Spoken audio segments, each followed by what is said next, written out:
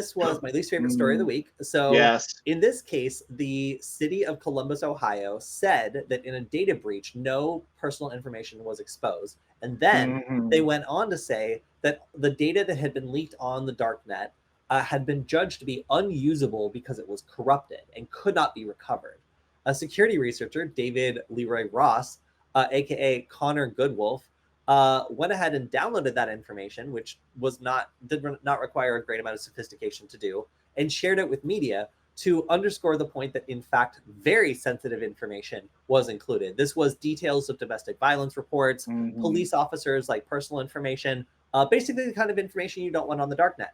Now, this information is indisputably sitting on the darknet, and obviously the people affected by it really want to know whether or not they've truly been exposed. And in this case, it seems like the security researcher here proved without a doubt that the city was making false statements about whether or not these victims should expect their data to be freely available. Now, they're claiming that this required like very special technical knowledge in order to pull off, and that it's not trying to suppress free speech. But I cannot say strongly enough that this is absolutely a case where a city dealing with a ransomware attack impacting many, many, many people in sensitive positions seems to potentially, have made some statements that conflict with what the facts are. And now that they're going after the security researcher who has discovered that data is in fact available for anybody who's able to access Tor to download, most people know how to do that now. It's not that hard. And if you don't know how to do it, you can just pop on over to the website, which has a great tutorial and will get you set up in minutes.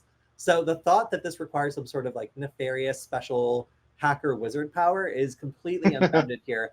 And the city going after somebody who basically proved them wrong when they were talking about sensitive information of like police officers and like crime victims, that to me is not a good look. Like, it doesn't look like the city is spending its time and energy on trying to address the issue at hand and try to like help the victims of this data breach. Instead, they're going after a researcher who made them look bad in the press. So we'll see exactly how that pans out. This is attracting some legal attention, and obviously a lot of other security researchers are upset here, especially when the data at hand is not data that is, the city's data. Exactly, it is the shared data of the people who they are processing it for. So, in the case of people being impacted by that and not getting accurate information, I'm just I'm a little leery of this. It makes me a little bit more hesitant as a researcher to present my findings if like an organization that looks bad because of it is willing to sue me, even when the victims are not being helped in any way, shape, or form, as far as I can see, in doing so. Yeah, when I read this, man, my eyes almost rolled out of my head and across the floor. Like, oh no, it's totally fine. I physically couldn't watch this entire press conference talking about how